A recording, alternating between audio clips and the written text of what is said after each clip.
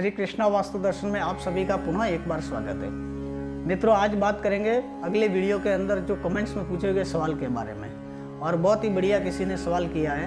उन्होंने सवाल किया है कि पंडित जी, यदि भाग्य के अनुसार ही सारे कार्य होते तो फिर ज्योतिष का क्या काम। इस सवाल का जवाब देने की पूरी कोशिश करूंगा कि आप संतुष्ट रहें। इसके बारे में बात करते हैं।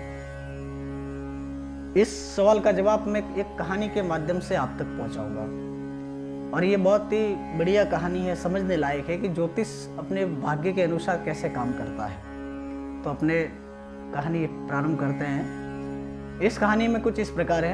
एक किसान रहता है और बहुत गरीबी की स्थिति में रहता है। किसी दिन एक महात्मा जी उसके पास आते हैं और महात्मा जी का अतिथि सत्कार करके वो किसान महात्मा जी से पूछता है, महात्मा जी मेरा भविष्य बताइए। महात्मा जी कहते हैं, बेटा भविष्य जान के क्या करोगे। वो फिर भी जोर दे के पूछता है, महात्मा जी मुझे अपना भविष्य बताइए। तब महात्मा जी उसे बताते हैं कि बेटा तेरे पास जो भी ये भैंस और एक चावल की बोरी जो रखी है, यही तेरा भाग्य है। पूरा जीवन तेरा इसी पे निर्भर करता है। इतना कहकर महात्मा जी वहाँ से चले जाते हैं। अब उस किसान के दिमाग में ये फिक्स हो जाता है कि एक बोरी चावल और एक भैंस है, इससे मेरा जीवन कैसे यापन होगा, और यदि भैंस को कुछ हो गया तो मैं जीवन कैसे जिएंगे।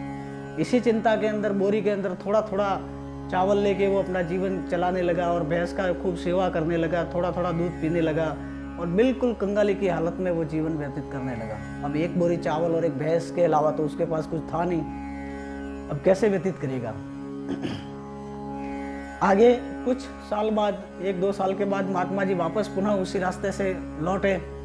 महात्मा जी को हाथ जोड़ के प्रणाम किया, महात्मा जी के चरण स्पर्श किए और किसान पुनः पूछ बैठा, महात्मा जी भविष्य आपने बताया, मैं खूब दुखी हो गया और इस भविष्य में मेरा भविष्य या तो आप बदलने की क्षमता रखते हो तो मेरा भविष्य बदलो, नहीं तो ये मैं कैसे जीवन जी पाऊंगा। महात्मा जी ने किसान से कहा, बेटा भविष्य कोई नहीं बदल सकता, केवल मार्गदर्शन कर सकते हैं, भविष्य बदला नहीं जा सकता। फिर महात्मा जी ने कहा, क्या प्रॉब्लम हुई। जब जिसको किसी इंसान को अपना भविष्य पता चल जाए तो वो तो समर्थ इंसान होना चाहिए, तो कंगाली पे कैसे आ गया। तब उन्होंने कहा कि महात्मा जी आपने कहा था एक बोरी चावल और एक भैंस ही है मेरे पास, तो इसके अलावा तो मेरा भविष्य समर्थ कैसे होगा। महात्मा जी मंद मंद मुस्काए और किसान से कहा, चल मेरे पास। उसे भैंस के पास लेके आए और उसको खोल कर, और चावल में 1-2 किलो चावल पड़े थे वो लिए और मार्केट की तरफ चल दिए। उस भैंस को मार्केट में बेच दिया। 20-30 हज़ार रुपये आए और चावल 2 किलो थे, 100-200 रुपये वो आए। 30 पैसे लेके महात्मा जी और किसान खाने की नाना प्रकार की सामग्री, दाल दलहन, शीरा बनाने की सामग्री आदि बढ़िया बढ़िया पकवान बनाने की सामग्री लेके दोनों घर आ गए। अब किसान से कहा कि बेटा जा बढ़िया भोजन बनाओ, पकवान बनाओ, आज अपने खाएंगे। अब किसान बहुत चिंतित हो गया। महात्मा ने जो मेरे भाग्य में कहा था एक भैंस और एक चावल की बोरी है, वो भी महात्मा जी ने बिकवा दी। अब मेरा क्या होगा। महात्मा जी के सामने उसने अपनी चिंता रखी, महात्मा जी आपने तो अनर्थ कर दिया मेरे साथ। महात्मा जी मुस्कुराए और कहा, बेटा शांति से सो जा, सुबह बात करेंगे इस सब्जेक्ट में। और वो किसान बड़ी बेचैनी से, धीरे रात को नींद तो आई नहीं, फिर भी सोने की कोशिश करके सो गया। सुबह प्रातःकाल 4 बजे उठ के तुरंत महात्मा जी के पास पहुंचा।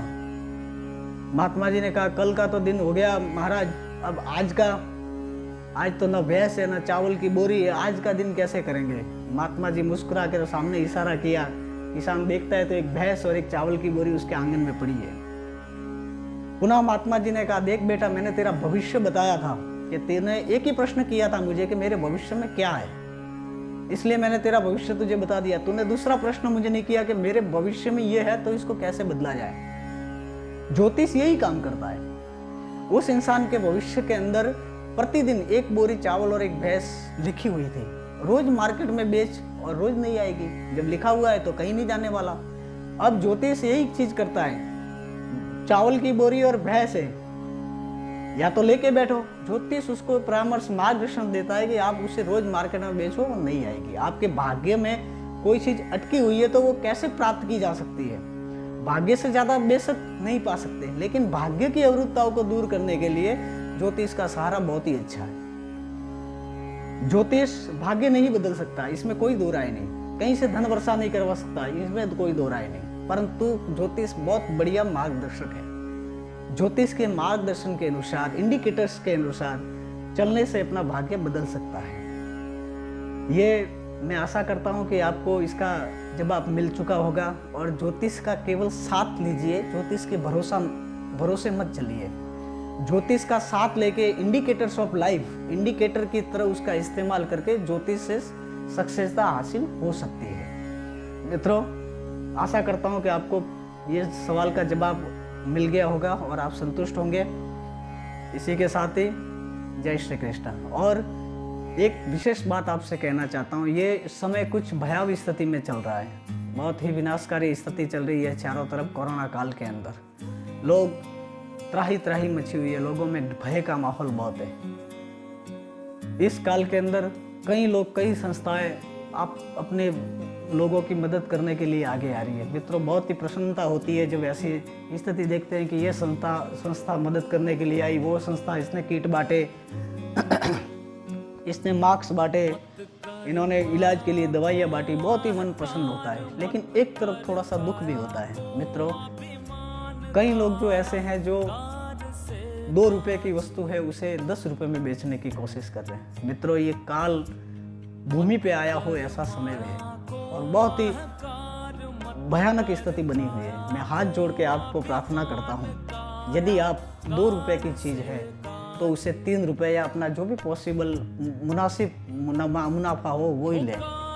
कभी इसी काल के अंदर अनर्गल कमाई ना करें, क्योंकि ये आज उनके लिए है तो कल अपने पास भी आते टाइम नहीं लगेगा। मित्रों, इस कोरोना काल में अपना ख्याल रखिएगा, सरकारी गाइडलाइंस को पुनः पूरी तरह से पालन करिएगा, किसी भी ये अफवाह के अंदर न जाइएगा। आजकल व्हाट्सएप पे बहुत सारी अफवाहें फैली रहती है, इन अफवाहों पे बिल्कुल ध्यान मत दीजिएगा और सरकार के जो भी गाइडलाइन आती है उसको पुनः पालन करिएगा। मास्क जरूर पहनिए, 2 गज की दूरी बना के रखिए। और ये समय कुछ ही समय के लिए है, अगर आप सदृष्ट स्थिति से इसको पालन करेंगे तो ये तुरंत ही हट जाएगा। और ये सब हटाना सरकार नहीं, अपने हाथ में है, जनता जनार्दन के हाथ में है। जितना अपने कड़क कायदे कानून का पालन करेंगे उतने ही जल्दी हम फ्री हो जाएंगे। मित्रों, जरूर इसका पालन करिए और बच के रहिए, सुकुशल रहिए। और परमात्मा से प्रार्थना करता हूँ कि आप सभी पर कृपा दृष्टि बना के रखें। जय श्री कृष्ण। काया तेरी धूल हो जासी।